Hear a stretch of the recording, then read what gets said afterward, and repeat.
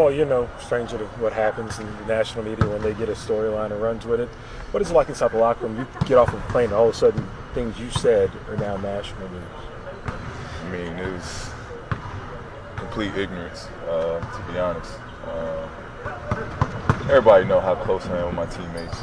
And, I mean, to really make that the highlight of the series, I said that. And that only to motivate us to win a series. That's what this thing is about, winning and trying to win and trying to bring a championship to India and trying to get out of this first round. That was the only story that needed to be written about. For them to say I'm a selfish teammate or I don't think about my teammates or I'm throwing my teammates under the bus. I didn't say anything bad about my teammates other than what they asked that I think my team or my teammates can do down the stretch for us to help this team win. I didn't say anything that was even close to throwing them under the bus. So it is what it is. Our locker room is still great, and I'm still very pleased with all of my teammates. What do you need from Miles Turner moving forward this series? He was pretty unproductive today. We just need him to challenge Tristan. He'll keep him off the boards, and he's got to make himself available down low in the post. He's got to know at this point we need him to take it to the next level, and we'll continue to work with him. Is that something you'll address with him, or does that not need to be said? Well, I've been in his ear all the way up until this point of that next step and growth for him. But in this league, you kind of got to find it. He's still young, he's still learning, so it's a good thing. But we're gonna work with him. Both games, game 1 and game 2, they come down and they're shooting with no one in front of them off of a kick ahead. We're just doing a terrible job of getting back and guarding people.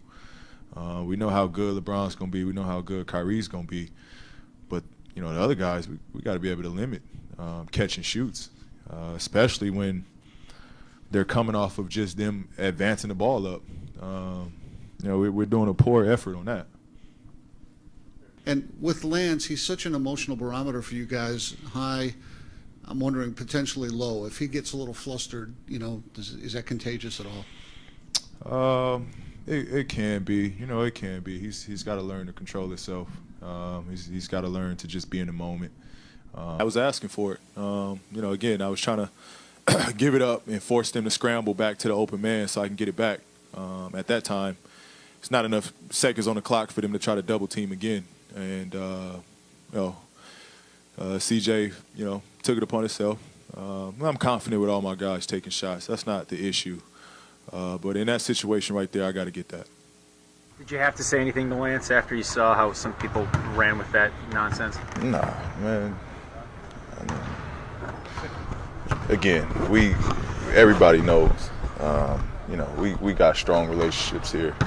I didn't say anything that was, gonna cause any friction, or I didn't say anything wrong.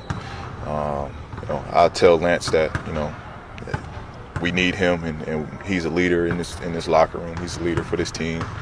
That we feed off his energy.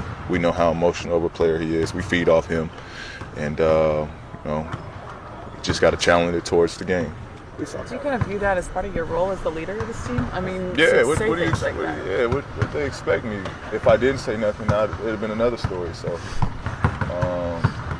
it is what it is. I didn't lose no sleep over it. Do I ever? I was fine being a so-called villain. It is what it is. It's the position I'm in. At this point, beyond execution, from a voice standpoint, can a player's teammate voice carry more than a coach sometimes? Sometimes.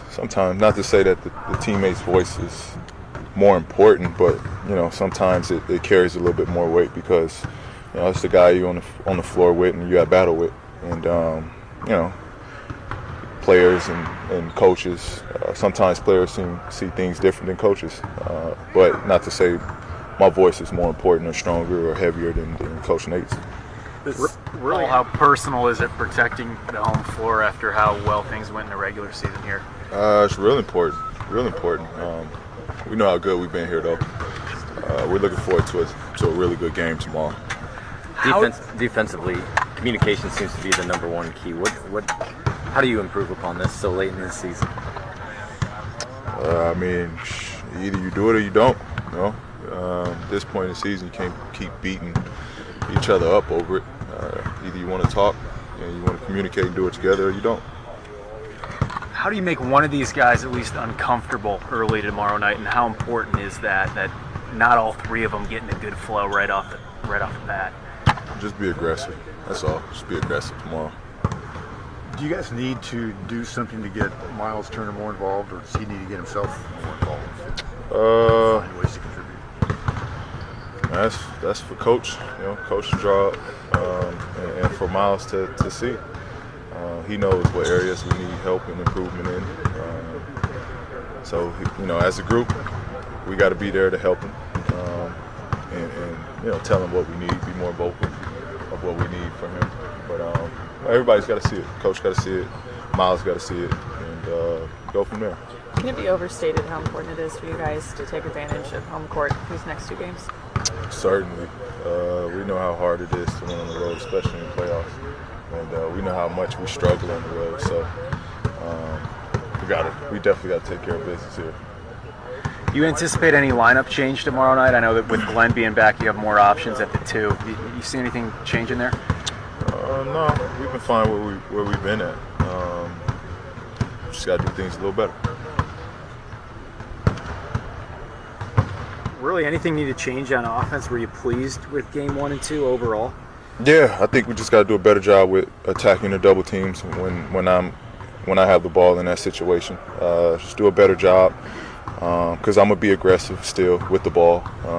I encourage the double teams. I think I've been making great plays out of them. We just got to, you know, do a better job of attacking those double teams to get them out of those double teams.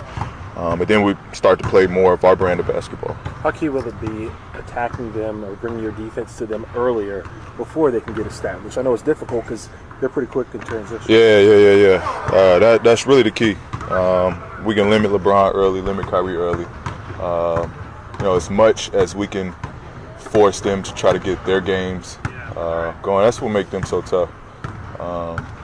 They know when they can get going, and then that's when they involve their teammates. We can make it a struggle for them to try to catch their rhythm early. I think they'll be out of whack a little bit. Do you turn off social media during the postseason? Nah. No zero dark 23 over here. How about the crowd tomorrow night? Cleveland, was it a factor in the first couple games, their crowd? Not really. I love hostile crowds. I love it, man. It brings more to the game. So it didn't really play or have an effect, I don't think, for anybody on this team. We did a great job of handling it when they went on their runs. Seems like that's when we, you know, really got after it when the crowd was going crazy. So we're fine. We know how well it energizes us here.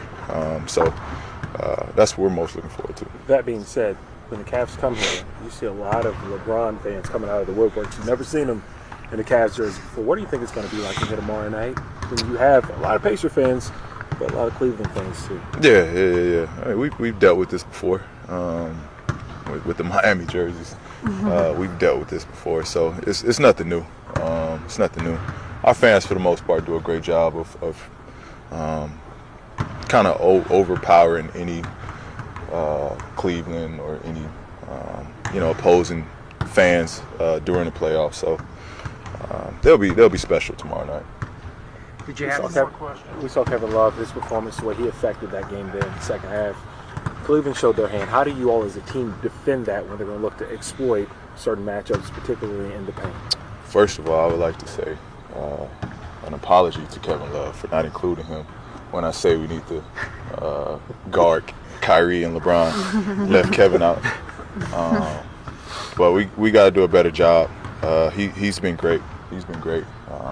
It's just his ability to have the inside and outside game is a luxury to have in this league. As good as he is spreading the floor, he's even greater, even better posting up and creating mismatches. But we gotta find an answer for him too, because it's a three-headed monster over there, and they got the pieces around those three-headed monsters to even make them greater. So we got to figure this thing